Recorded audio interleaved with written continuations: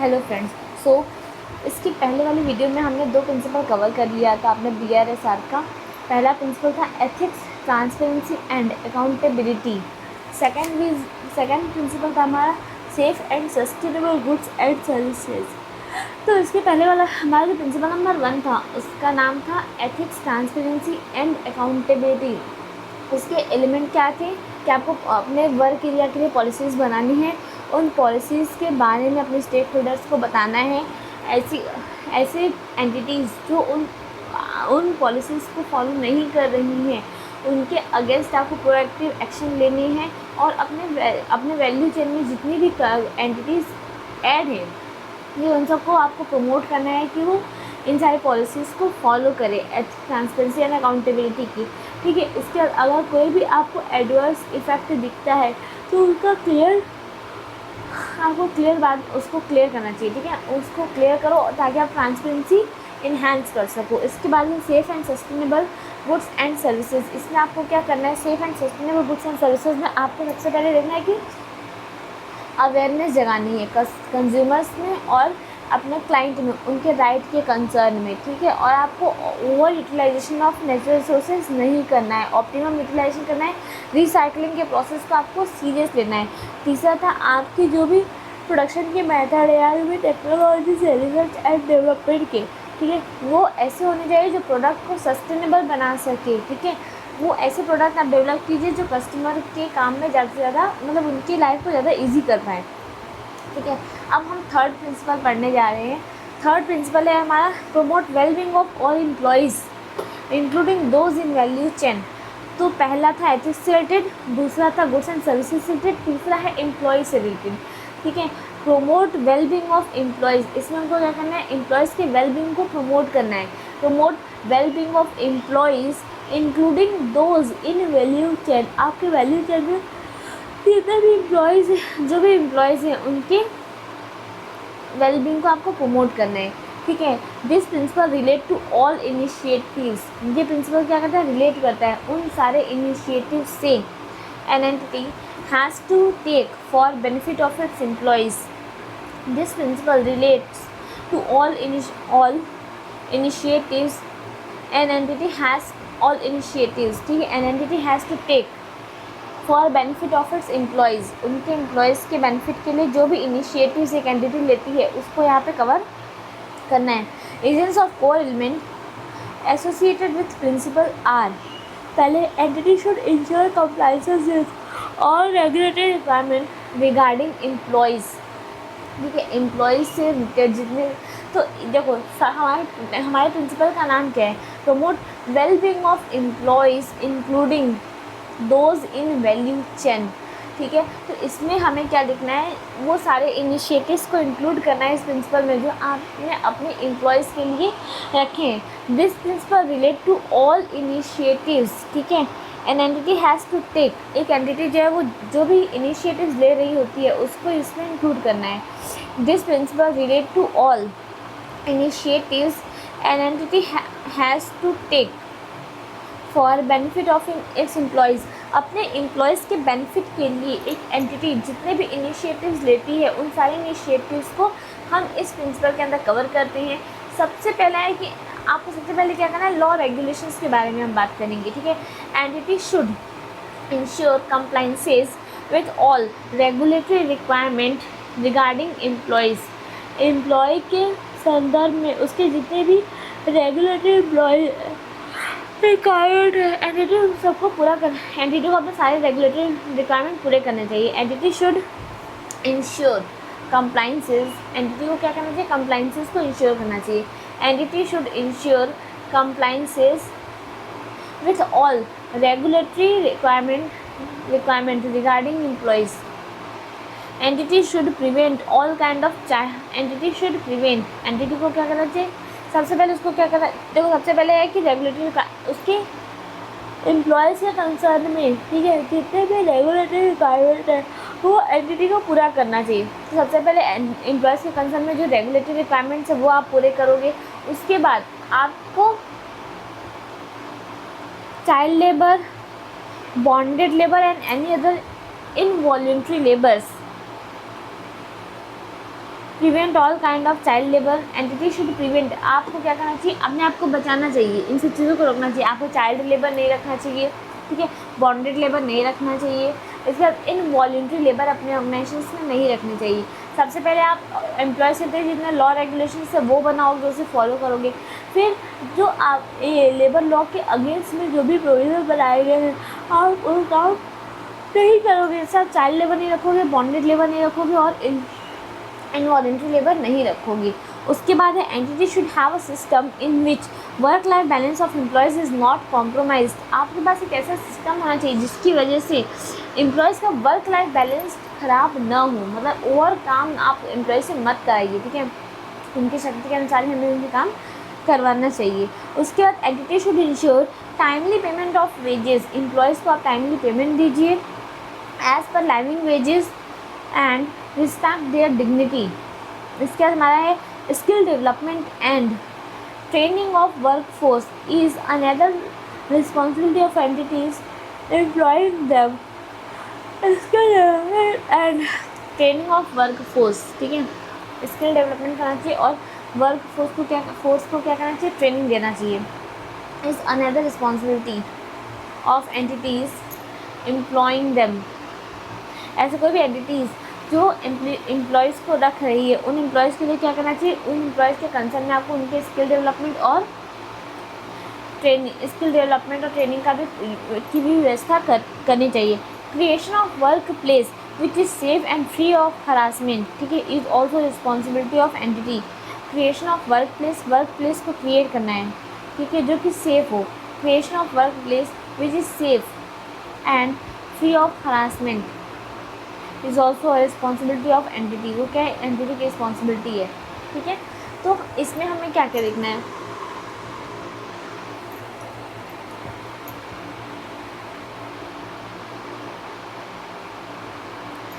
तो हमारा टॉपिक है promote wellbeing of employees including those in value chain. इसमें हमें क्या बताना होता है, एम्प्लॉयज़ से रिलेटेड जितने भी इनिशिएटिव्स एक ऑर्गेनाइजेशन लेती है, कॉर्पोरेट करती है, उन सबको वो क्या करती है, इस प्रिंसिपल के अंदर बताती है। तो सबसे पहले वो क्या, इसके एलिमेंट क्या क्या होंगे, सबसे पहले वो अपने एम्प्लॉय से रिलेटेड लॉ रेगुलेशंस बनाएगी, ठीक है, एम्प्लॉय से रिलेटेड लॉ रेगुलेशंस आप बनाइए। उसके बाद आपको इस बात का ध्यान रखना है कि एम्प्लॉयज़ को टाइमली पेमेंट मिले अकॉर्डिंग टू देयर लाइफ्स, ठीक है, लाइफ वेजेस उनको देने चाहिए, टाइम पे पेमेंट उनको देना चाहिए, वर्क लाइफ बैलेंस होना चाहिए, उनके स्किल डेवलपमेंट और ट्रेनिंग का भी आपको पूरा ध्यान रखना चाहिए। आपको एक ऐसा वर्क इन्वायरमेंट मतलब तैयार करना चाहिए जहाँ पे एम्प्लॉयज़ सेफ्टी के साथ और फ्रीली काम कर सकें। उसके बाद आपको लेबर लॉ के अगेंस्ट में जो भी काम है वो नहीं करने चाहिए, जैसे child labour, bonded labour, involuntary labour नहीं रखने चाहिए, ठीक है। तो आप इसके पॉइंट्स बहुत ही कॉमन है, एक एम्प्लॉय के कंसर्न में आप सोच के देखो तो सारे पॉइंट याद जाएंगे। लॉ रेगुलेशंस एम्प्लॉय से रिलेटेड बनाइए, उनको टाइम पे पेमेंट दीजिए, वर्क लाइफ उनका बैलेंस होना चाहिए, लॉ लेबर के अगेंस्ट में जो भी प्रोविजन है वो आपको नहीं करनी चाहिए, एक सेफ और फ्री वर्क प्लेस होना चाहिए और आपको उनकी स्किल डेवलपमेंट और ट्रेनिंग का भी ध्यान रखना चाहिए। तो ये हो गया। इसका फोर्थ आता है हमारा respect of for the stakeholders interest and responsiveness, ठीक है। तो अभी तक हमने 3 प्रिंसिपल तैयार कर लिया, ठीक है, एथिक्स, ट्रांसपेरेंसी एंड अकाउंटेबिलिटी, इसके अंदर 5 एलिमेंट हैं। सेकंड है हमारा safe and sustainable goods and services, इसके अंदर हमारे पास 3 एलिमेंट हो जाएंगे, ठीक है। इसके बाद हमारा आएगा promote wellbeing of employees including value chain, including those in value chain, ठीक है। तो इसके अंदर हमें 6 पॉइंट का ध्यान रखना है। अब चौथा आएगा स्टेक होल्डर से रिलेटेड, पहला एथिक्स से रिलेटेड था, दूसरा गुड्स एंड सर्विसेज से रिलेटेड था, तीसरा एम्प्लॉय से रिलेटेड है, चौथा जो है वो स्टेक होल्डर्स के इंटरेस्ट से रिलेटेड है, ठीक है। चौथा जो है वो स्टेक होल्डर्स के इंटरेस्ट से रिलेटेड है। कंसेप्ट ऑफ इंटरेस्टेड पार्टी और stakeholder to a business has been a point of discussion. Concept of interested party और स्टेक होल्डर्स, इंटरेस्टेड पार्टी और स्टेक होल्डर का जो कॉन्सेप्ट है वो कॉन्सेप्ट ऑफ इंटरेस्टेड पार्टी और stakeholders to a business has been a point of discussion, ठीक है, वो डिस्कशन का पॉइंट हो जाएगा in all regulatory and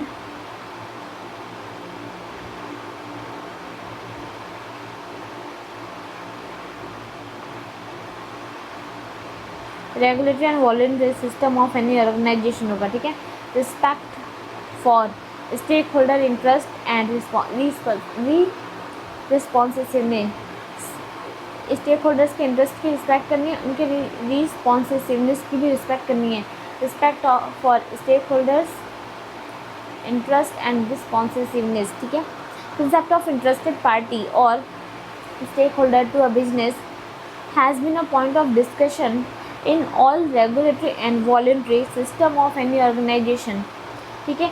Agents of core element associated with principle are entities have to be transparent and communicate, entities को क्या होना चाहिए, ट्रांसपेरेंट होना चाहिए, entities have to be transparent and communicate with stakeholders, ठीक है। entities को transparent होना चाहिए और स्टेक होल्डर के साथ कम्युनिकेट करना चाहिए and communicate with stakeholders about impact of their operations and business decision on people and nature, ठीक है। एंटिटीज़ को क्या करना चाहिए, एंटिटीज़ को अपने स्टेक होल्डर्स के साथ, अपने इन्वेस्टर के साथ इस बात को डिस्कस करना चाहिए कि आपकी एक्टिविटीज़ का, आपके ऑपरेशन का नेचर और लोगों के ऊपर क्या इम्पैक्ट पड़ेगा, ठीक है। Entities have to be transparent and communicate, entities have to be transparent, entities को क्या होना पड़ेगा, ट्रांसपेरेंट होना पड़ेगा एंड कम्युनिकेट करना पड़ेगा with stakeholders about impact of their operations and business decisions on people and nature हो जाएगा। entities should fairly share benefit to stakeholders in an equitable manner, entities को क्या करना चाहिए, fairly share करना चाहिए benefit to stakeholders, stakeholders के साथ benefit को share करना चाहिए। entities should fairly share benefit to stakeholders, ठीक है। stakeholders के benefit को share करना चाहिए in an equitable manner,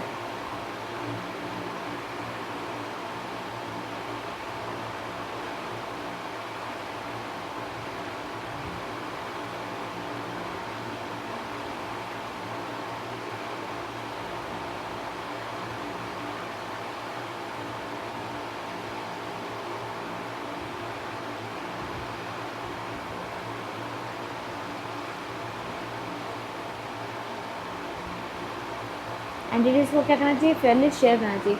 entity should Fairlie share, अच्छी तरीके से शेयर करना चाहिए बेनिफिट टू स्टेक होल्डर्स के साथ जो भी बेनिफिट हो रही है उसको अच्छी तरीके से आप शेयर कीजिए। सबसे पहले एंटिटीज़ को क्या करना चाहिए, अपने बिजनेस ऑपरेशंस के बारे में, अपनी एक्टिविटीज़ के बारे में, अपनी बिजनेस ऑपरेशन के बारे में कि उसका नेचर पे और लोगों में क्या इम्पैक्ट पड़ेगा ये स्टेक होल्डर्स को बताइए, प्लस आपको जो भी फ़ायदा हो रहा है वो स्टेक होल्डर्स के साथ ठीक तरीके से शेयर कीजिए। तो आपको ये जो 4th पॉइंट है कि एंटिटीज़ को क्या करना चाहिए, स्टेक होल्डर्स के इंटरेस्ट की रिस्पेक्ट करनी चाहिए, उनके रिस्पॉन्सिवनेस का रिस्पेक्ट करना चाहिए, उनके रिस्पॉन्स की रिस्पेक्ट करनी चाहिए, ठीक है। तो इसमें सबसे पहले बस आप स्टेक होल्डर्स को अपने इम्पैक्ट मतलब नेचर पे और लोगों पे आपके ऑपरेशन पे क्या इम्पैक्ट पड़ेगा आप ये बताइए। दूसरी बात में आपको इस बात का ध्यान रखना है कि आपको उनको जो भी बेनिफिट शेयर आप कर रहे हो उसको ठीक तरीके से शेयर करना चाहिए, उसमें कोई धांधली नहीं होनी चाहिए, ठीक है। तो स्टेक होल्डर के कंसर्न में 2 पॉइंट हो गया, एक तो बिजनेस ऑपरेशन के बारे में बताओ, उसके इम्पैक्ट के बारे में बताओ, दूसरा उनके बेनिफिट को शेयर करने के बारे में बताओ, ठीक है। अब नेक्स्ट हमारा है respect and promote human rights. हमें क्या करना है, ह्यूमन राइट का रिस्पेक्ट करना है, उसे प्रमोट करना है। Respect and promote human right, respect and promote human right. तो चौथा हो गया स्टेक होल्डर से रिलेटेड, इसमें 2 पॉइंट याद रखने हैं, बिजनेस ऑपरेशन और बेनिफिट, ठीक है। इसके बाद 5वां आएगा आपका human right, respect and promote, आपको रिस्पेक्ट करना और प्रमोट करना है ह्यूमन राइट को, respect and promote human right. It refers to human right issues that happen directly और indirectly due to operation of business. Respect करना है एंड प्रमोट करना है ह्यूमन राइट को, respect and promote human right, ठीक है। It refers to human rights, इसमें वो ह्यूमन राइट्स आते हैं, it refers to human rights issues directly और indirectly due to operation of business, ठीक है।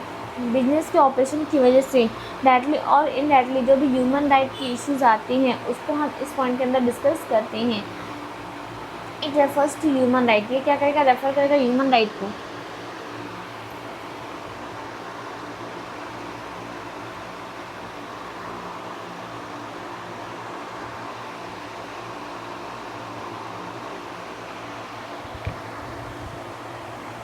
It refers to human right issues that happen directly or indirectly due to operation of business। ठीक है, agents of core element associated with agents of core element, ठीक है, core element के agents देखने, agents of core element associated with agents of core element associated with principles are, इसके अब देखो, respect and promote human beings, तो respect and promote human beings, इसमें हम देखेंगे कि हमारे बिजनेस ऑपरेशन की वजह से ह्यूमन राइट के कंसर्न में जो भी इश्यूज आते हैं उसके कंसर्न में हम यहाँ पे बात करेंगे। अब इसके एलिमेंट क्या क्या हो जाएंगे, इसके एलिमेंट हो जाएंगे entity should have clear understanding of human right, ठीक है, एंटिटी को क्या होना चाहिए, ह्यूमन राइट की क्लियर अंडरस्टैंडिंग होनी चाहिए from perspective of Indian constitution, ठीक है। तो सबसे पहले तो एंटिटीज को क्या होना चाहिए, ह्यूमन राइट के कंसर्न में पूरी नॉलेज होनी चाहिए। Entity should have clear understanding, entities के पास क्या होना चाहिए, क्लियर अंडरस्टैंडिंग होनी चाहिए, clear understanding of human rights, human rights from perspective of Indian Constitution। Entity should integrate human right element into their policies and procedures। entities को क्या करना चाहिए, entity should integrate, entities को जो है वो integrate करना चाहिए human right को, ठीक है, entity should have integrate human rights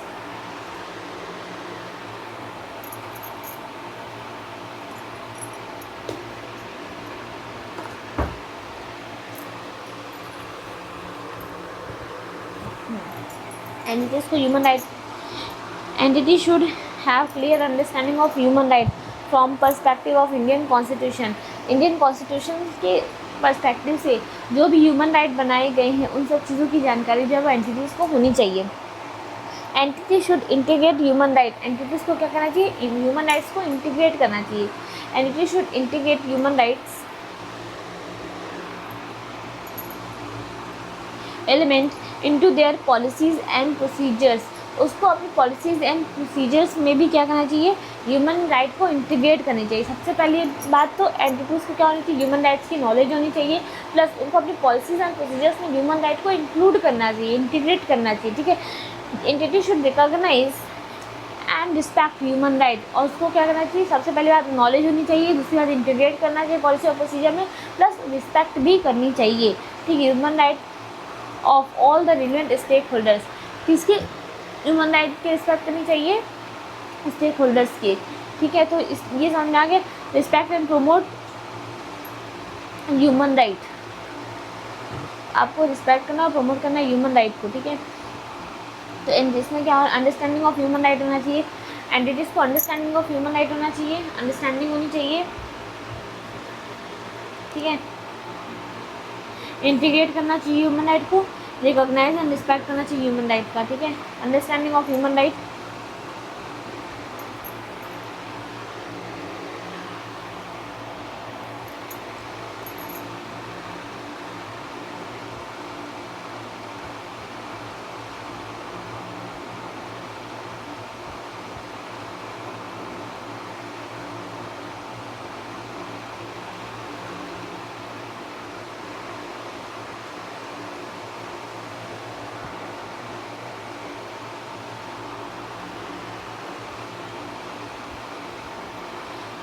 and promote human right, ठीक है, हमें क्या करना चाहिए, रिस्पेक्ट करना चाहिए, प्रमोट करना चाहिए ह्यूमन राइट को, respect and promote human right. आपके पास अंडरस्टैंडिंग होना चाहिए ह्यूमन राइट का, ठीक है, अंडरस्टैंडिंग होना चाहिए ह्यूमन राइट का,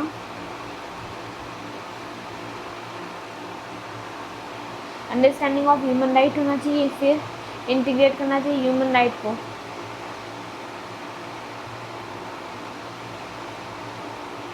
अंडरस्टैंडिंग ऑफ ह्यूमन राइट होना चाहिए, और आपको क्या करना चाहिए, इंटीग्रेट करना चाहिए ह्यूमन राइट को, और recognise and respect human right, ठीक है।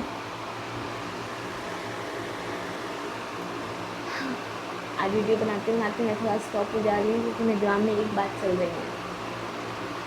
कुछ लोगों ने, मेरे पापा बहुत रिच पर्सन नहीं है, तो हम लोग बहुत lower the middle class family को बिलोंग करते हैं, और मुझे लोगों ने इस बात को लेकर ताने भी मारे हैं कि तुम कैसी गरीब फैमिली को बिलोंग करती हो, अच्छे फैमिली से नहीं हो, ये वो।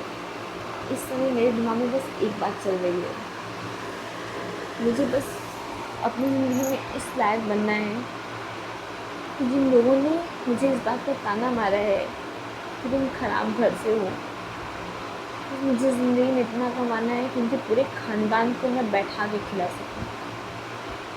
मुझे ज़िंदगी में इस लायक ज़रूर करना है, और इसीलिए मैं अब जी तोड़ मेहनत कर रही हूँ अपनी ज़िंदगी में अपने सपने को पूरा करने के लिए। बहुत हो गई बेइज्जती के दिन, अब मुझे लोगों को सक्सेसफुल होकर दिखाना है। अब मुझे अपनी ज़िंदगी में मैं जो चाहती हूँ उसे अचीव करना है और लोगों को बताना है कि मैं कर सकती हूँ, मैं क्या हूँ, ये मुझे लोगों को अब दिखाना है। तो आई एम सॉरी, वीडियो थोड़ा पॉज हो जा रहा है, but I am trying to control my mind now. Okay, so अब हम देखते हैं respect and promote human rights.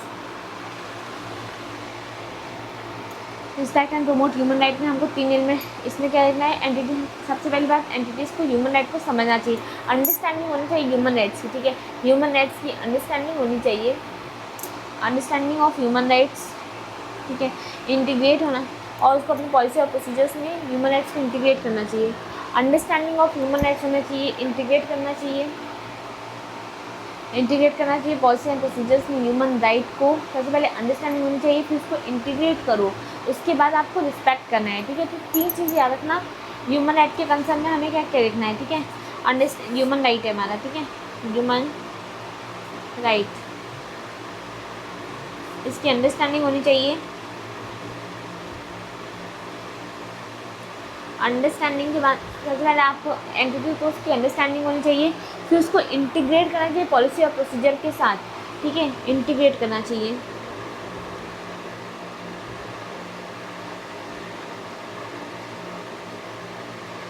इसके पॉलिसी और प्रोसीजर्स में, ठीक है।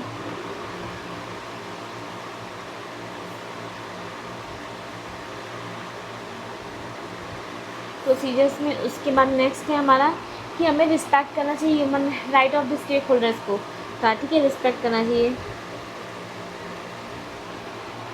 Recognise and respect human right. तो ह्यूमन राइट के कंसर्न में आपको 3 चीज़ें याद रखनी है, अंडरस्टैंडिंग, इंटीग्रेशन, रिस्पेक्ट, ठीक है, अंडरस्टैंडिंग, इंटीग्रेशन और रिस्पेक्ट। इसके बाद हमारा 5 प्रिंसिपल कवर हो गए। 5 प्रिंसिपल एक बार रिवाइज कर लेते हैं, क्या क्या था। पहला, ethics, transparency and accountability, 5 principle है इसमें, ठीक है। 5 प्रिंसिपल कौन कौन से हैं। सबसे पहले बात, पॉलिसी एंड प्रोसीजर्स बनाना है, स्टेक होल्डर्स को बताना है, वैल्यू चेन में जितने भी एंटिटीज एडेड है उनको प्रमोट करना है पॉलिसी प्रिंसिपल्स को फॉलो करने के लिए। अगर कोई इसके अगेंस्ट में जाता है तो हमें क्या करना चाहिए, प्रोएक्टिवली एक्शन लेना चाहिए उनके अगेंस्ट में, और अगर कोई एडवर्स इफेक्ट दिख रहा हो तो उसकी ट्रांसपेरेंसी बढ़ाने के लिए हमें क्या करना चाहिए, उस पर ज़्यादा से ज़्यादा क्लैरिटी देनी चाहिए। दूसरा आ जाता है safe and sustainable goods and services. इसके एलिमेंट क्या क्या थे, इसमें 3 एलिमेंट थे कि जो भी कंज्यूमर हैं और जो क्लाइंट हैं उनको अपने राइट्स की नॉलेज होनी चाहिए, रिसाइकिल प्रोसेस को सीरियस लेना चाहिए, over utilisation of natural resources नहीं करना चाहिए, और सेकंड क्या था, सेकंड में हमें रिसर्च एंड डेवलपमेंट का जो प्रोसेस है वो सस्टेनेबल गुड्स के डेवलपमेंट के लिए होना चाहिए। इसका थर्ड है हमारा, थर्ड में क्या था, देखो पहला हो जाएगा हमारा, पहला हो गया एथिक्स का, दूसरा हो गया safe and goods and services का, तीसरा हो जाएगा एम्प्लॉयज़ का, ठीक है। तो एम्प्लॉयज़ के कंसर्न में क्या था, respect, promote wellbeing of employees including those in value chain, promote wellbeing of employees including those in value chain. तो एम्प्लॉयज़ के कंसर्न में हमको 6 एलिमेंट याद रखने थे। सबसे पहली बात, उनके कंसर्न में जो पॉलिसी एंड प्रोसीजर है वो बनाना चाहिए, ठीक है। उनके वर्क के लिए पॉलिसी और प्रोसीजर्स बनाइए, आप उनको टाइम पे पेमेंट दीजिए उनकी लाइफ के हिसाब से, ठीक है। वर्क लाइफ बैलेंस होना चाहिए, सेफ और फ्री वर्क स्पेस होना चाहिए जहाँ पे वो काम कर सकें, और एम्प्लॉयज़ का क्या होना चाहिए, उनको लेबर लॉ के अगेंस्ट में आपको काम नहीं करना चाहिए, चाइल्ड लेबर, इनवॉलेंट्री लेबर्स और बाउंडेड लेबर नहीं रखने चाहिए। 5 हो गया। छठा था हमारा इनके स्किल डेवलपमेंट और ट्रेनिंग पे भी हमें फोकस करना चाहिए। ठीक है। 5वां है स्टेक होल्डर के कंसर्न में respect interest of stakeholders and their responsiveness. ठीक है। तो इसके कंसर्न में 2 ही प्रिंसिपल थे। स्टेक होल्डर के कंसर्न में 2 प्रिंसिपल है। सबसे पहली बात कि जो भी आपको बेनिफिट हो रहा है उसको अपने स्टेक होल्डर के साथ ठीक तरीके से आप डिस्ट्रीब्यूट कीजिए और आपको अपने जो भी बिजनेस डिसीजंस है उन सब की नॉलेज स्टेक होल्डर्स को देनी चाहिए। ठीक है। ट्रांसपेरेंसी बनाएं, should have transparent and communicate with stakeholders about impact of their operations of business decision and people on nature. ठीक है। 5 हो गया। छठा हमारा क्या है ह्यूमन राइट के कंसर्न में है respect and promote human right. आपको ह्यूमन राइट को क्या करना है रिस्पेक्ट करना और उसे प्रमोट करना है। Respect and promote human right का रिस्पेक्ट करो और उसको प्रमोट करो। तो ह्यूमन राइट के कंसर्न में आपको उसकी अंडरस्टैंडिंग होनी चाहिए, एलिमेंट में उसकी अंडरस्टैंडिंग होनी चाहिए। जो भी हमारे इंडियन कॉन्स्टिट्यूशन में ह्यूमन राइट बनाए गए उसकी अंडरस्टैंडिंग होनी चाहिए, उसको अपनी पॉलिसीज एंड प्रोसीजर्स में इंटीग्रेट करना चाहिए और उसके बाद क्या करना चाहिए हमें रिस्पेक्ट करना चाहिए स्टेक होल्डर्स की ह्यूमन राइट का। अब हम जा रहे हैं छठे पॉइंट पे 5.5 एथिक्स ट्रांसपेरेंसी एंड अकाउंटेबिलिटी। पहला। दूसरा safe and sustainable goods and services. तीसरा promote wellbeing of employees including those in value chain. चौथा रिस्पेक्ट करना चाहिए interest of stakeholders and their responsiveness. 5वां ह्यूमन रिस्पेक्ट एंड प्रमोट करना चाहिए human right को, respect and promote human right. अब छठा है हमारा protection and restoration of environment. ठीक है। इन्वायरमेंट का क्या करना है प्रोटेक्शन करना है, उसका रिस्टोरेशन करना है एंड रिस्टोरेशन ऑफ इन्वायरमेंट।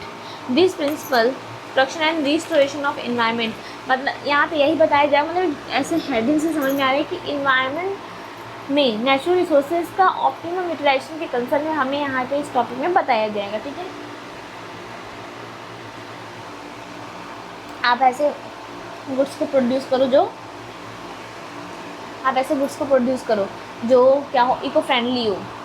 ठीक है। जिसका सस्टेनेबल डेवलपमेंट में कंट्रीब्यूशन कर सके, हार्म न करे पब्लिक को। ठीक है। ऐसे गुड्स का प्रोडक्शन करना चाहिए।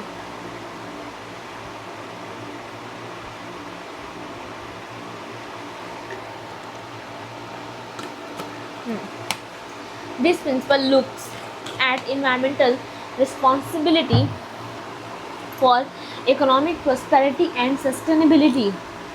तो इकोनॉमिक प्रोस्पेरिटी एंड सस्टेनेबिलिटी की रिस्पॉन्सिबिलिटी ऑर्गेनाइजेशन की जो होती है उसी के कंसर्न में यहाँ पे बात की गई है इस प्रिंसिपल के अंदर। ठीक है। यहाँ बोला है this principal look at environmental sustainability for economic this principle look at environmental responsibility.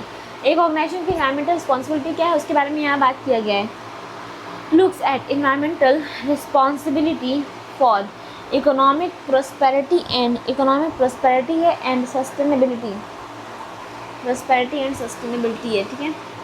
इसका reasons of core element associated with principle are reasons of core element. अब देखो इस प्रिंसिपल के एलिमेंट क्या क्या है। ठीक है। Production and restoration of environment heading का नाम है production and restoration of environment है। इसके एलिमेंट क्या क्या हैं इसमें 5 एलिमेंट के बारे में बताया गया है। ठीक है। इसमें 5 एलिमेंट दिए गए हैं। 5 एलिमेंट में क्या क्या है entity should make use of natural and man made resources in optimum manner. ठीक है।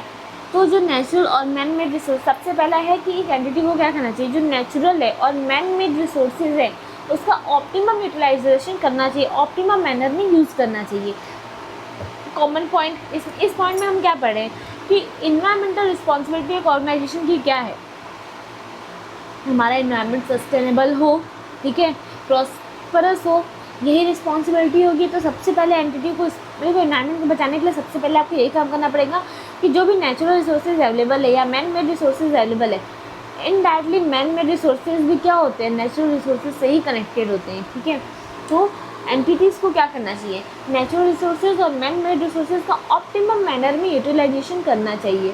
Second is entity should have policies and procedures in place to assess and rectify impact on environment.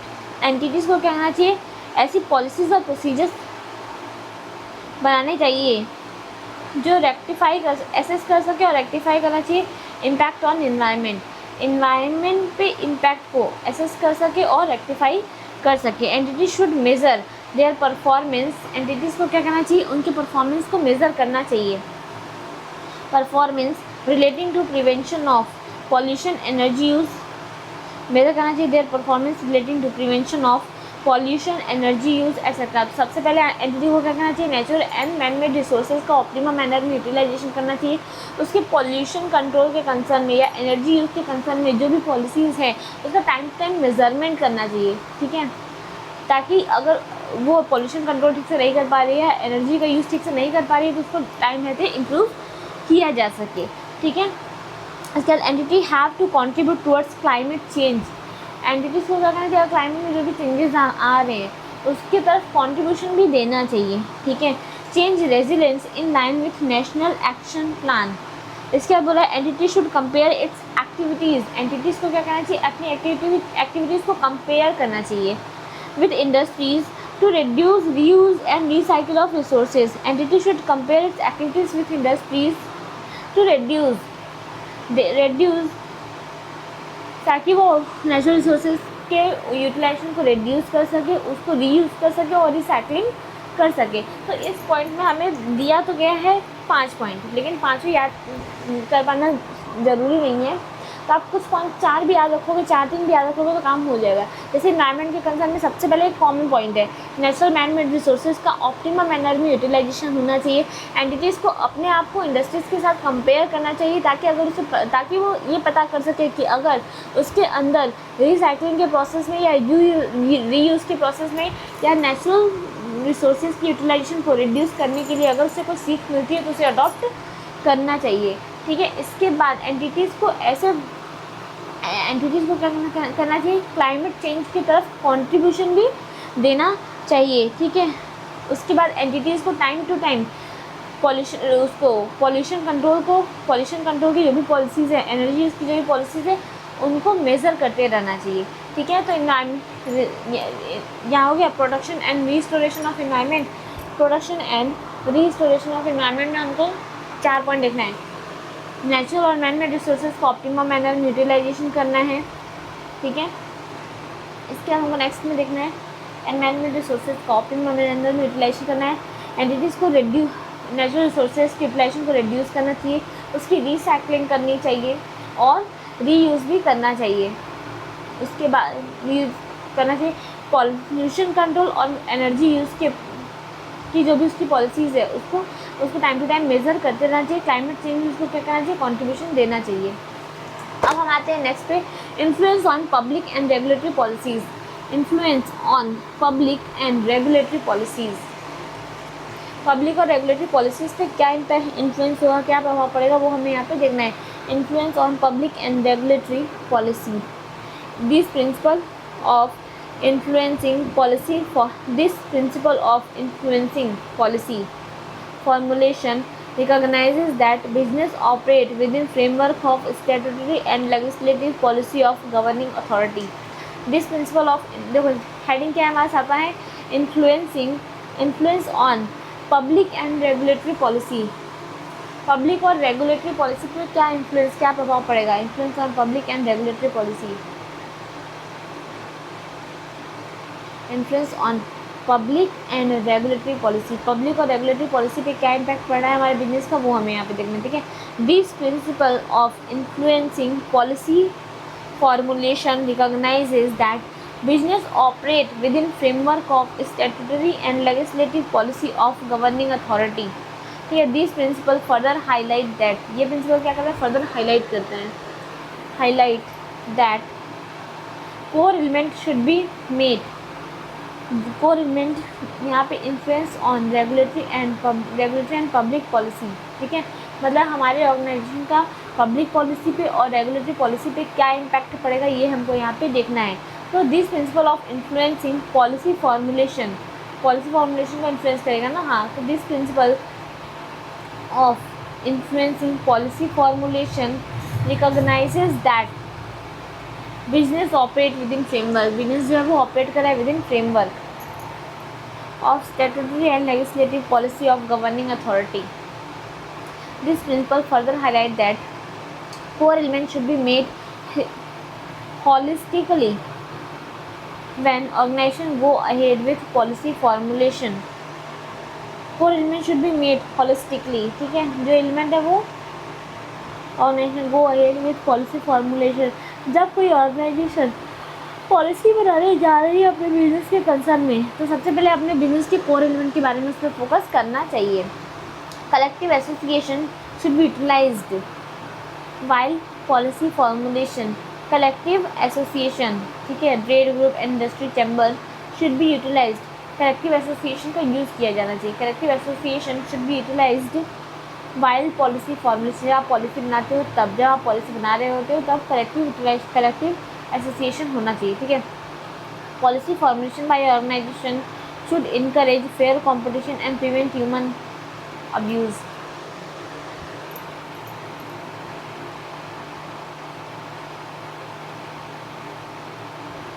Policy formulation by organisation should encourage fair presentation. Policy formulation by organisation जो भी policy formulation करे वो policy formulation by organisation उसको क्या करना चाहिए, encourage करना चाहिए। Policy formulation by organization encourage करेगा fair competition and prevent human right abuse. Fair competition and prevent करेगा ह्यूमन राइट के अब्यूज़ को। इसके बाद ये पॉइंट्स, ये हेडिंग क्या था हमारा, influence on public and regulatory policies, ठीक है। इसके बाद हमारा 8वां है, प्रमोट करेगा inclusive growth and equitable development. हमारे ऑर्गेनाइजेशन को क्या करना चाहिए, ग्रोथ और इक्विटेबल डेवलपमेंट को प्रमोट करना चाहिए। प्रमोट करेंगे इंक्लूसिव ग्रोथ को, promote inclusive growth and equitable development, inclusive growth को and equitable development.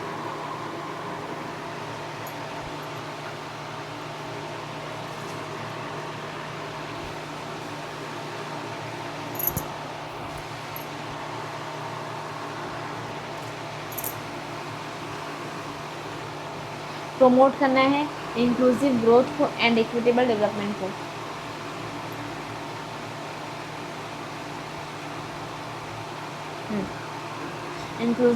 Promote inclusive growth and equitable development.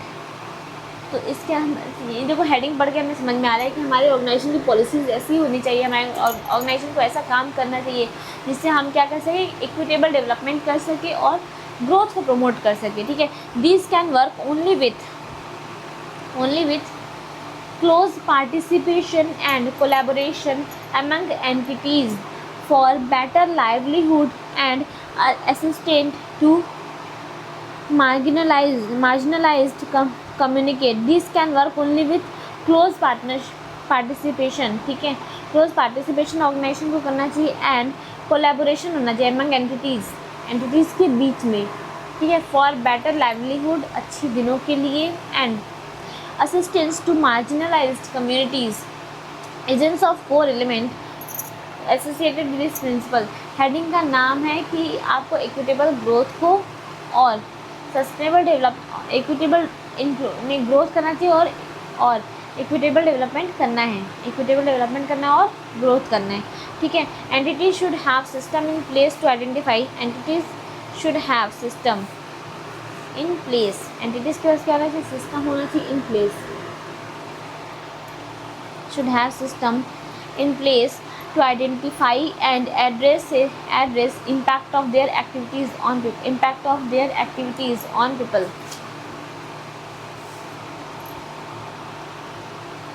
Entities should have system in place to identify and address impact of their activities. Entities को क्या करना चाहिए, entities को सबसे पहले analyse करना चाहिए कि उनकी एक्टिविटीज़ का लोगों के ऊपर क्या इम्पैक्ट पड़ रहा है, ठीक है। सबसे पहले एंटिटीज़ क्या करेंगे, ये एनालाइज करेंगे कि उनकी एक्टिविटीज़ का लोगों के ऊपर क्या इम्पैक्ट पड़ रहा है, ठीक है। Entity should review adverse impact on their activities and make action plan to mitigate them. अगर उसको कोई एडवर्स एक्टिविटीज़ दिखती है तो उसको मिटिगेट करने के लिए उसको एक्शन लेना चाहिए, ठीक है। उसे मिटिगेट करने के लिए उसे एक्शन भी लेना चाहिए।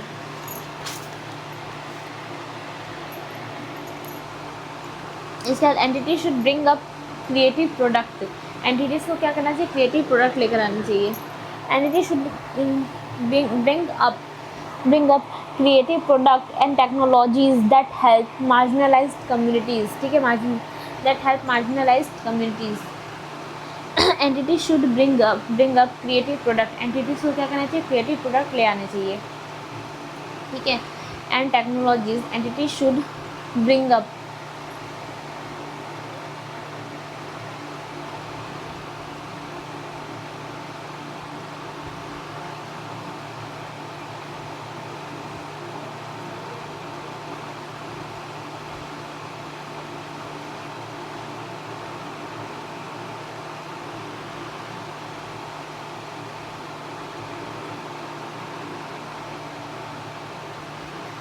entity should bring up creative product and technology that help marginalized communities, entities को क्या करना चाहिए, क्रिएटिव प्रोडक्ट लेकर आने चाहिए। सबसे पहले समझ में आ गया, हमें सबसे पहले क्या देखना है इस टॉपिक के अंदर कि हमारी एक्टिविटीज़ का क्या इम्पैक्ट लोगों के ऊपर पड़ रहा है। अगर कोई एडवर्स इम्पैक्ट है तो उसे मिटिगेट करना चाहिए। फिर ऐसे प्रोडक्ट लाओ, क्रिएटिव प्रोडक्ट लाओ जो एंटिटीज़ को डेवलप करने में मदद कर सके, ठीक है। Entities in their CSR activities should review prioritise to help marginalised communities. देखो हमें ऐसे प्रोडक्ट को ले आना चाहिए जो मार्जिनलाइज्ड कम्युनिटीज़ जो भी हैं, ठीक है, उनके डेवलपमेंट में हेल्प कर सके। हमारी CSR एक्टिविटीज़ में भी हमें मार्जिनलाइज्ड कम्युनिटीज़ को, जो लोअर लेवल की कम्युनिटीज़ हैं, उनको क्या करना चाहिए, उनको डेवलप करने पे फोकस करना चाहिए, उनको प्रायोरिटाइज करना चाहिए, ठीक है।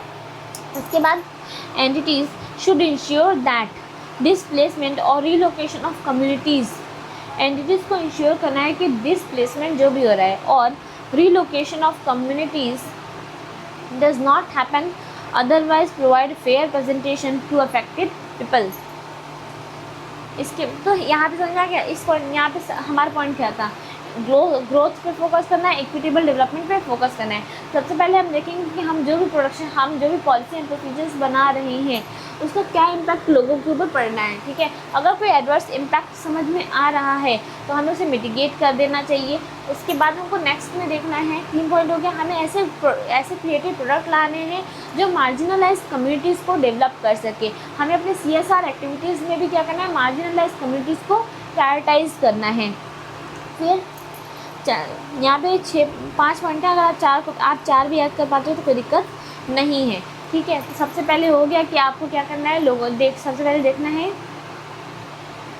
कि आपकी एक्टिविटीज़ का क्या इम्पैक्ट लोगों के ऊपर पड़ रहा है। अगर कोई एडवर्स इम्पैक्ट है तो उसको मिटिगेट कीजिए, उसके बाद क्रिएटिव प्रोडक्ट लेकर आइए जो मार्जिनलाइज कम्युनिटीज़ को डेवलप कर सके। उसके बाद हमें देखना है अपनी CSR एक्टिविटीज़ में भी मार्जिनलाइज कम्युनिटीज़ को प्रायोरिटाइज करना है। इसके बाद 9th है last, provide value to customers in a responsible manner. हमें कस्टमर को हमें गुड्स ऐसे प्रोड्यूस करने हैं जो कस्टमर्स को वैल्यू प्रोवाइड कर सके, ठीक है, उनके बेनिफिट में मदद कर सके। तो यहाँ बोल रहा है इसके प्रिंसिपल क्या क्या हो जाएंगे। पहले हम मीनिंग देख लें, purpose of business is to provide useful product and services to customer for reasonable profit. तो अब यहाँ पे हमारा है principle, entity should transparently disclose all kind of adverse impact on users from their product.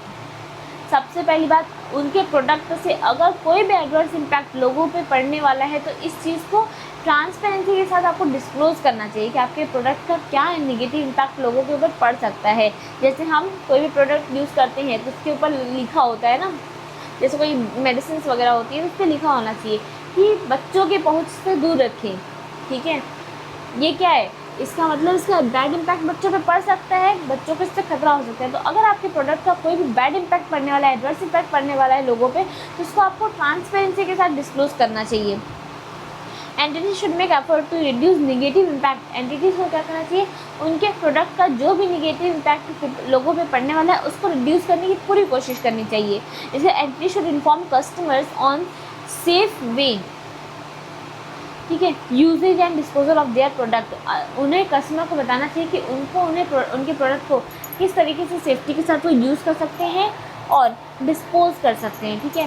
तो safe way of use of their product बताना है और उसको डिस्पोज करने का सही तरीका उनको बताना है, ठीक है। Entity should ensure that misleading information is not given to customer while advertising entities को इंश्योर करना चाहिए कि जो मिसलीडिंग इन्फॉर्मेशन है जो कस्टमर को दिए गए हैं वो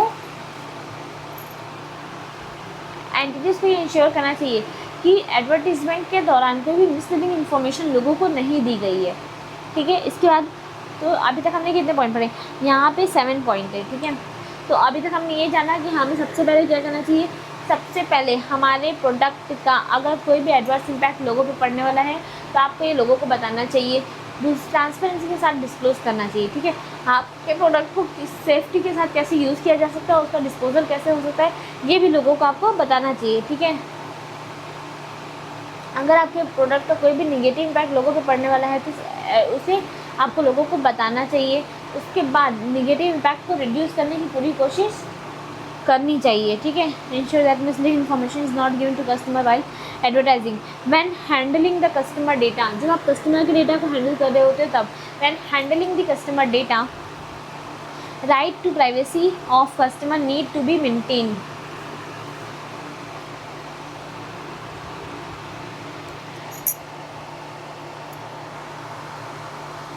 यहाँ बोला when handling the customer data, जब आप कस्टमर के डेटा को हैंडल कर रहे होते हो तब। ठीक है, right to privacy of customer need.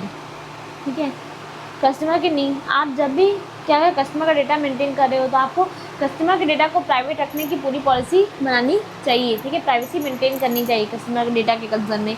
And it should not prevent freedom of choice while designing and marketing their product. जब आप अपने प्रोडक्ट की डिज़ाइनिंग कर रहे हो, मार्केटिंग कर रहे हो तो आप लोगों को प्रेशराइज नहीं कर सकते अपने प्रोडक्ट को यूज़ करने के लिए। ठीक है, उनको क्या होना चाहिए, फ्रीडम ऑफ चॉइस लोगों के पास आपको देनी चाहिए। Should make available transparent grievance redressal and feedback system. आपके जो भी प्रोडक्ट है उसके लिए आपको ग्रेवियंस पोर्टल बनाना चाहिए। ठीक है, ग्रेवियंस रिड्रेसल पोर्टल बनाना चाहिए और फीडबैक सिस्टम भी आपके पास होनी चाहिए। तो ठीक है, प्रोडक्ट के कंसर्न में आपको समझ में आ गया। एक कॉमन पॉइंट है कि एक प्रोडक्ट के कंसर्न में आप किसी भी गुड्स को प्रोड्यूस कर रहे हो तो उसके कंसर्न में आपके लोगों के प्रति क्या रिस्पॉन्सिबिलिटीज़ होगी। सबसे पहले अगर उस प्रोडक्ट का कोई भी एडवर्स इम्पैक्ट लोगों पे पड़ने वाला हो, ट्रांसपेरेंसी के साथ उस चीज़ को डिस्क्लोज कीजिए। कोई भी निगेटिव इम्पैक्ट आपके प्रोडक्ट के अंदर है उसको रिड्यूस करने की पूरी कोशिश कीजिए। अपने प्रोडक्ट के लिए आप ग्रेवियंस रिड्रेसल और फीडबैक सिस्टम बनाइए। ठीक है, आपके प्रोडक्ट को लोगों को यूज़ करने के लिए, लोगों को तक पहुँचाने के लिए उनके पास फ्रीडम ऑफ चॉइस होनी चाहिए। ठीक है, फिर 4 पॉइंट हो गया। इसके बाद कोई भी मिसलीडिंग इन्फॉर्मेशन अगर आपको एडवर्टीजमेंट के दौरान लोगों को नहीं देनी चाहिए, 5 हो गया। इसके बाद हमें क्या करना चाहिए, आपको लोगों को बताना चाहिए कि आपके प्रोडक्ट सेफ्टी के साथ कैसे यूज़ किए जा सकते हैं और डिस्पोज किए जा सकते हैं। ठीक है, तो 9 प्रिंसिपल यहाँ पे हमारे ख़त्म होते हैं। 9 प्रिंसिपल का नाम एक बार मैं वापस से रिपीट कर देती हूँ। सबसे पहले एथिक्स, ट्रांसपेरेंसी एंड अकाउंटेबिलिटी। दूसरा, safe and sustainable goods and services. तीसरा, एम्प्लॉयज़। ठीक है, एम्प्लॉयज़ के कंसर्न में प्रमोट करना है, promote wellbeing of employees including those in value chain. चौथा है स्टेक होल्डर से रिलेटेड, स्टेक होल्डर के कंसर्न में respect interest of stakeholders and their responsiveness. ठीक है, पाँचवा है human right, respect and promote human right. Human right को क्या करना है, रिस्पेक्ट करना और उसे प्रमोट करना है। ठीक है, छठा है आपका एनवायरनमेंट से रिलेटेड। ठीक है, तो हमें यहाँ पे देखना है एनवायरनमेंट डेवलप, एनवायरनमेंट के कंसर्न पूरा क्या है, promote protection and restoration of environment. Environment से रिलेटेड छठा है। ठीक है, प्रोडक्शन। और पांचवा क्या है, ह्यूमन राइट से रिलेटेड है। छठा एनवायरनमेंट से रिलेटेड है, production and restoration of environment. ठीक है, सातवें में हमें देखना है influence on public and regulatory policies. ठीक है, फिर सातवें में हमको ये हमारा 7 हो गया। ठीक है, आठवां और नौवां हमारा हो जाएगा प्रमोट करना है inclusive growth and sustainable development and equitable development. Promote करना है इंक्लूसिव ग्रोथ को एंड इक्विटेबल डेवलपमेंट को, inclusive growth and equitable development हो गया। और प्रमोट करना है value to customers in a responsible, promote करना है value to a customer, provide value to a customer in a responsible manner. ठीक है, तो हेडिंग हो गई सारी हमारी। इसके बाद हम आप दें एश्योरेंस इन BRSR। हमारी हेडिंग है एश्योरेंस इन BRSR, तो हमारी चर्चा खत्म होने वाला है। इन BRSR, ICI has recently issued standard and on sustainability assurance engagement, SSAE issue हो चुका है। ठीक है। दिस स्टैंडर्ड 9 प्रिंसिपल याद रहेंगे ना क्या क्या है 9 प्रिंसिपल, ये हमारी क्या क्या चीज़ें आएंगी, ethics, transparency and accountability, 5 point है उसके अंदर। सेकेंड है safe and sustainable goods and develop services, इसके अंदर 3 पॉइंट है। चौथा है प्रमोट करना है wellbeing of employees including those in value chain, इसके कंसर्न में 6 प्रिंसिपल 6 एलिमेंट है, ठीक है। चौथा है respect interest of stakeholders and responsiveness, इसके अंदर 2 पॉइंट है, ठीक है। फिर हमारा ये चौथा है। फिर पाँचवा हो जाएगा रिस्पेक्ट करना है, रिस्पेक्ट एंड प्रमोट करना है ह्यूमन राइट को, इसके अंदर 3 पॉइंट हो जाएगा। ह्यूमन राइट को समझो, अपनी पॉलिसीज में इंक्लूड करो, और क्या करना है, ह्यूमन रिस्पेक्ट करनी है, ठीक है। 3 पॉइंट हो जाएगा। और उस चौथे में 2 पॉइंट है, बेनिफिट अच्छे से देना है और अपने बिजनेस ऑपरेशन के बारे में उनको बताने हैं, ठीक है। एम्प्लॉयज़ के कंसर्न में 6 पॉइंट थे कि एम्प्लॉयज़ की पॉलिसीज़ पॉलिसीज़ बनानी है, सेफ वर्क प्लेस देना है, वर्क लाइफ बैलेंस देना है उनको, पेमेंट टाइम पे देना है उनको, स्किल डेवलपमेंट करना है उनका हमें, और ट्रेनिंग भी देनी है। और 5 में लिखोगे तो काम चल जाएगा, ठीक है। ये प्लस दूसरे वाले में क्या करना है, अवेयरनेस होनी चाहिए उनको अपने राइट की, रीयूज़ और रिसाइकिल के प्रोसेस को दिमाग में रखना है, और रिसर्च एंड डेवलपमेंट ऐसे करो कि आपके प्रोडक्ट ज़्यादा सस्टेनेबल डेवलपमेंट में हेल्प कर सके, ठीक है। पहला एथिक्स एंड ट्रांसपेरेंसी है, वही पॉलिसी बनाना है, पॉलिसी को बताना है और एडवर्स इम्पैक्ट को देखना है। और उसके बाद हमें क्या करना है, तो अगर कोई पॉलिसी नहीं फॉलो करता है प्रोएक्टिव एक्शन लेना है और प्रमोट करना है लोगों को उस प्रिंसिपल को फॉलो करने के लिए। तो यहाँ तक का पॉइंट हो गया 5 खत्म। अब आते हैं हम छठे पे। छठा हमारा था protection and restoration of environment. इसके अंदर क्या करना है, एनवायरनमेंट के कंसर्न में हम क्या देखेंगे, नेचुरल और मैन मेड रिसोर्सेज को ऑप्टिमम यूटिलाइजेशन करना है पहला। दूसरी बात हमें क्या करना है, मैन मेड रिसोर्सेज को ऑप्टिमम यूटिलाइजेशन करना है ऑफ एनवायरनमेंट है ना। हमें इंडस्ट्रीज के साथ अपने आप को कंपेयर करना चाहिए और ये जानना चाहिए कि किस तरीके से नेचुरल रिसोर्सेज के यूज़ को रिड्यूस कर सकते हैं, उसे रीयूज़ कर सकते हैं और रिसाइकलिंग कर सकते हैं, ठीक है। अगर फिर हमें यहाँ पे करना है, हमें क्या करना है कि पॉल्यूशन कंट्रोल एनर्जी यूज़ की जो भी पॉलिसीज़ है उसको क्या करना चाहिए, कंट्रोल करना चाहिए। उसको क्या करना है, टाइम टू टाइम मेज़र करते रहना चाहिए। 3 हो गया।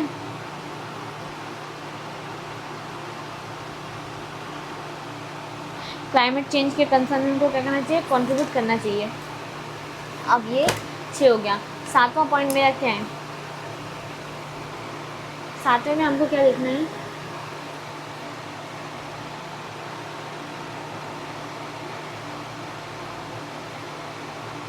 सातवां influence on public and regulatory policies हो गया। फिर 8वां और 9वां हो जाएगा। 9वां है हमें गुड्स को हमें क्या करना चाहिए, provide value to customer in a responsible manner. Provide value to a customer, हमें क्या करना है, कस्टमर को वैल्यू प्रोवाइड करना है इन अ रिस्पॉन्सिबल मैनर। ये 9वां पॉइंट हो जाएगा, ठीक है। इसमें आप क्या क्या कर सकते हो, एडवर्स इम्पैक्ट आपको ट्रांसपेरेंसी के साथ बताना चाहिए, नेगेटिव इम्पैक्ट है उसको रिड्यूस करने की कोशिश करना चाहिए। जो भी मार्जिनल कम्युनिटी है, ये हमारा इक्विटेबल डेवलपमेंट में आएगा ना, हाँ। उसके बाद हमें क्या करना चाहिए, हमें ग्रेवियंस रिड्रेसल पोर्टल बनाना चाहिए और ये फीडबैक सिस्टम अपने पास रखना चाहिए। 3 हो गया। फिर चौथा है मार्केटिंग के टाइम में, एडवर्टीजमेंट के टाइम में कोई मिसलीडिंग नहीं होनी चाहिए। फ्री चॉइस देना, फ्री टू चॉइस गुड्स के लिए कस्टमर को देना चाहिए, उनको फ्रीडम होनी चाहिए उसको चूज़ करने का। और ये एडवर्टीजमेंट का हो गया। सेफ वे बताना चाहिए कि आप किस तरीके से गुड्स को प्रोड्यूस कर सकते हो और डिस्पोज कर सकते हो, ठीक है। अब हमारा 8वें पे आते हैं। 9 हो गया। इक्विटेबल डेवलपमेंट का है, inclusive growth and equitable development. इसमें मार्जिनल कम्युनिटी को प्रायोरिटाइज करना चाहिए CSR एक्टिविटीज़ में। ऐसे क्रिएटिव प्रोडक्ट लाओ जो मार्जिनल कम्युनिटीज़ के डेवलपमेंट में आपकी हेल्प कर सके, ठीक है। इसके बाद हमें क्या देखना है, उनकी एक्टिविटीज़ का क्या इम्पैक्ट लोगों पे पड़ना है, इस बात को आपको देखना चाहिए, ठीक है। अगर एडवर्स इम्पैक्ट है तो उसे रिड्यूस करने की कोशिश करनी चाहिए। इसके बाद हमारे यहाँ पे प्रिंसिपल ख़त्म हो जाते हैं। अब हम आते हैं एश्योरेंस इन BRSR। एक ऑडिटर जो है वो BRSR की एक्टिविटीज़ को जब चेक करेगा, उसके प्रिंसिपल्स को चेक करेगा, तो उस पर एश्योरेंस किसके अंदर में देगा, तो उस पर एश्योरेंस देने के लिए ICAI ने SSAE डेवलप किया है। इसके बाद this standard deal with all assurance engagement to entity sustainable information methodology to provide assurance in BRSR। अब ऑडिटर किस तरीके से BRSR तो क्या करता है, एश्योरेंस प्रोवाइड करता है। Preliminary review of ESG report, सबसे पहली बात है कि अगर हमें एश्योरेंस किसी चीज़ पे देना है तो उसकी हम रिव्यू करेंगे, उसको देखेंगे। On site assessment verification of the ESG report, ठीक है। सबसे पहले हम रिव्यू करेंगे फिर वेरिफिकेशन करेंगे। सबसे पहले हम क्या करेंगे, सबसे पहले हम रिव्यू करेंगे फिर हम वेरिफिकेशन करेंगे, ठीक है। वेरिफिकेशन करेंगे। इसके बाद issuance of assessment report and assessment हम असेसमेंट रिपोर्ट और असेसमेंट स्टेटमेंट इशू करेंगे, ठीक है। Issuance of assessment report and assessment statement, ठीक है। असेसमेंट स्टेटमेंट को असेसमेंट रिपोर्ट और स्टेटमेंट इशू करेंगे।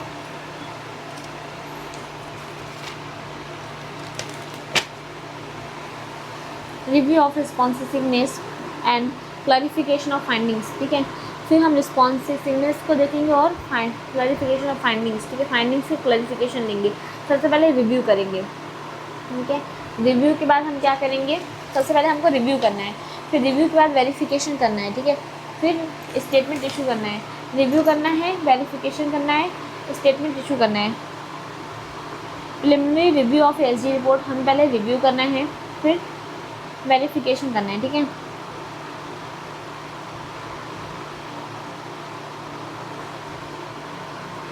रिव्यू ऑफ ESG रिपोर्ट है on site assessment verification of ESG report, ठीक है। इशुएंस ऑफ असेसमेंट रिपोर्ट, फिर हमें क्या करना है, इशू करना है assessment report and assessment statement issue करना है। Assessment report and assessment statement है,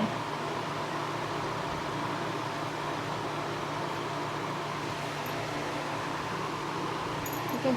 इसके बाद हमें नेक्स्ट में देखना है कि हम किस तरीके से इसको कर सकते हैं। तो हमें सबसे पहले एश्योरेंस नहीं करना है, आप रिव्यू कीजिए। ऑडिट कैसे करोगे, ठीक है। एश्योरेंस देना है, क्या करोगे, पहले रिव्यू देखोगे, वेरिफिकेशन करोगे, फिर अपना रिपोर्ट और स्टेटमेंट इशू करोगे, ठीक है। रिव्यू, वेरिफिकेशन और issue of report and assessment. Review of responsiveness and clarification of finding, फिर हमारे पास जो भी रिस्पॉन्सिवनेस है, जो भी रिस्पॉन्सिवनेस है उसको रिव्यू करो, जो भी फाइंडिंग्स है उसको क्लैरिफिकेशन लो, ठीक है। ऑडिट करने गए, रिव्यू किया, वेरिफिकेशन किया, अपना रिपोर्ट इशू किया, कुछ फाइंडिंग्स मिलती हैं उसके कंसर्न में क्लैरिफिकेशन लेंगे, ठीक है। अगर कोई रिस्पॉन्सिवनेस है उसको रिव्यू करेंगे, वो जो रिस्पॉन्स दे रहे हैं और उनकी तरफ से जो फाइंडिंग्स आ रही है उस पर क्लैरिफिकेशन लेंगे और रिव्यू करेंगे, ठीक है। Submission of findings of on site assessment and document review, ठीक है, उसको साइट पे अपलोड कर देंगे। फिर preparation of the assessment verification report including final result of assessment, last में हम अपनी रिपोर्ट फाइनल रिजल्ट प्रिपेयर करेंगे। एकदम एश्योरेंस ऑफ BRSR बहुत ईजी टॉपिक है। रिव्यू करो, वेरिफिकेशन करो, रिव्यू और अपना असेसमेंट रिपोर्ट और असेसमेंट स्टेटमेंट जो है उसको इशू करो। आपको कोई भी रिस्पॉन्सिवनेस मिलती है या फाइंडिंग्स मिलती है, फाइंडिंग्स पर क्लैरिफिकेशन लो, रिस्पॉन्सिवनेस पर रिव्यू देखो, ठीक है। इसके बाद उसको साइड पे आपको अपना फाइनल रिजल्ट प्रिपेयर करना है। अब है role of auditor, consideration of climate related risk ESG aspect in audit of financial statement, ठीक है। ऑडिटर का रोल क्या है, SSE 3000 भी यहाँ पे थोड़ा सा दिया गया है, ठीक है। तो अब यहाँ पे हमें देखना है ऑडिटर का रोल बताना है कि ऑडिटर क्या करेगा। ये तो देख लिया कि BRSR के ऑडिटर कैसे करेगा, review, verification, issue of report, findings, responsiveness, submission of report. इसके बाद हमें ऑडिटर का रोल देखना है, ठीक है। Role of auditor is to obtain reasonable assurance, याद रखना BRSR के चैप्टर में मतलब ESG के कंसर्न में ऑडिटर जो है वो रीजनेबल एश्योरेंस लेता है, ठीक है। Role of auditor is to obtain reasonable assurance whether financial statement as a whole are free from, एकदम कॉमन सा टॉपिक। ऑडिटर कहीं भी ऑडिट करने जाता है किसी भी ऐसे के अंदर में, ऑडिटर का पहला काम क्या होता है, रीजनेबल एश्योरेंस ऑब्टेन करना कि हमारा जो फाइनेंशियल स्टेटमेंट है, जिस भी डॉक्यूमेंट की हम ऑडिट करें, रिव्यू करें, वो as a whole free from material misstatement होना चाहिए, ठीक है। Free from material misstatement due to fraud और एरर। फिर in developing understanding of the entity, ठीक है, जब वो एंटिटीज़ की अंडरस्टैंडिंग को डेवलप करता है, समझता है, ठीक है, इन developing understanding of the entity auditor should consider climate related risk, ठीक है, जब आप एंटिटी की अंडरस्टैंडिंग लोगे तो क्लाइमेट रिलेटेड रिस्क को आप देखोगे and how this risk may be related to the audit, ठीक है, क्लाइमेट के रिस्क को देखोगे और ये रिस्क एंटिटी के लिए कैसे ज़रूर खतरनाक हो सकते हैं वो आप देखोगे, ठीक है। Auditor should also determine, auditor को डिटरमाइन करना है whether entity has appropriately disclose, क्या एंटिटी ने अप्रोप्रिएटली डिस्क्लोज किया है relevant climate related information in financial statement as per FRF before considering climate related matter in auditor's report. Many investors and stakeholders are seeking information from auditor's report about how climate related risks were addressed in audit. With this increased user focus on climate change, auditor may face increasing pressure for transparency about climate matter in audit report. Auditor's report is a key machine of communication to users about the audit that was performed. In addition to audit opinion, it provides information about auditor's responsibilities. In some circumstances, it may warrant inclusion of UM paragraph to draw attention to disclosures that are of fundamental importance to users' understanding of the financial statement. Auditor should also read other informations for consistency with information disclosed in financial statement and information that may be publicly communicated to stakeholders outside financial statement as per SS 720। अब हम जा रहे हैं पढ़ने, यहाँ पे role of auditor पढ़ लिया, एकदम कॉमन सा टॉपिक है, रीजनेबल एश्योरेंस देना है, क्लाइमेट की ऑडिट करनी है, क्लाइमेट रिपोर्ट आप पे लोगों का इन्फ्लुएंस बढ़ता जा रहा है, फोकस बढ़ता जा रहा है, तो आपको उसके कंसर्न में भी अच्छी ट्रांसपेरेंसी देनी है। इन्वेस्टर्स आपकी रिपोर्ट पर फोकस करते हैं तो उसके लिए भी आपको अपनी रिपोर्ट में ट्रांसपेरेंसी मेंटेन करके चलना है। अब standard on sustainability assurance engagement, ठीक है, ICAI has recently issued SSA 3000 assurance engagement on sustainability information. This standard will deals with assurance engagement on entity sustainability information. This is an umbrella standard applicable to all assurance engagement on sustainability information. Sustainability information के ऊपर जितने भी engagement है सबके ऊपर applicable होता है, ये एक अम्ब्रेला ऐसे ही है, ठीक है। Intended user of this standard include assurance providers providing, assurance provider जो है वो प्रोवाइड करते हैं assurance on sustainability information, entities seeking to engage a professional auditor, entities क्या करते हैं, seeking to engage a professional auditor और regulators, investors and other user of sustainability reporting data. इसके साथ ही ये चैप्टर हमारा ख़त्म होता है, ठीक है, बाय।